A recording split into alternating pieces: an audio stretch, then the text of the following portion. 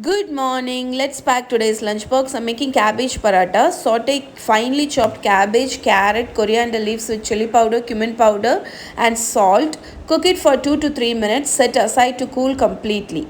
Make chapati dough as usual. Take a small portion of the dough, flatten it. Make sure you flatten the sides of the dough. The sides of the dough should be thinner than the center portion. Spoon the filling in the center.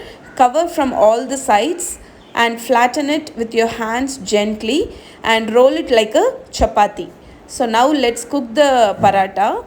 Heat dosa tawa, place the paratha, cook on both sides, apply some ghee on both sides and cook till golden brown.